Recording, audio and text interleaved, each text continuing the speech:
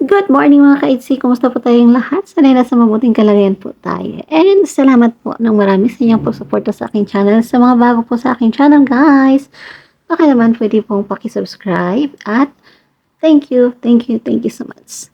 At sa ngayon, pausapan naman natin yung parents ni Biancy kasi diba, hindi natin maiwakli sa ating isipan na yung kabutihang loob, kabaitan ni Biancy ay nakukuha niya talaga sa kanyang parents. Kasi alam natin yung tao na yung ugali nila na kahit marami na silang pera, sabihin na lang natin na marami na silang pera, marami na silang kumbaga, ibang-iba ang kalagayan nila ngayon kaysa dati. So, kumbaga, umaangat na nga sila.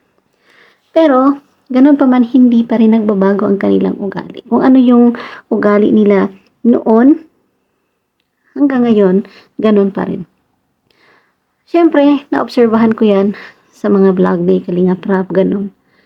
Tapos, nung time na, di ba nung nakaraan is na grocery si Doc Lab, para nga sa kanila, bigay ni Mr. Leo D, ang kanilang sponsor.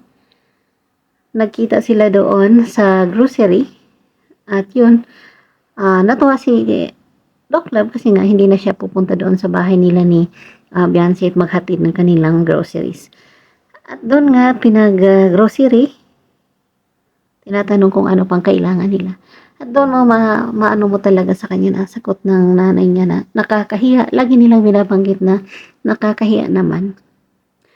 Siyempre, hindi naman talaga nila yan inaasahan. Pero talagang may taong kusang magbigay.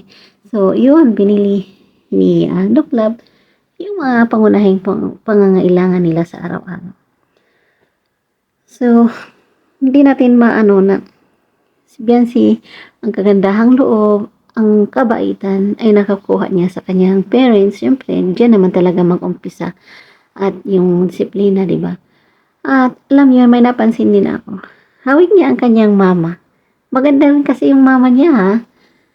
So, ayun. Yun lang muna ang chika-chika natin for today's video. And salamat tayo at maraming mga taong gustong mag-sponsor. At syempre, thank you talaga kasi hindi naman natin inaasahan na ganun ang mangyari sa buhay ni Biancy, di ba? Galing sa sobrang hirap hanggang sa ngayon. At hindi po sila yung tao na tinutulungan na mag-antay na lang sila ng tulong. Kasi meron silang mga hanap buhay din, pagkakakitaan.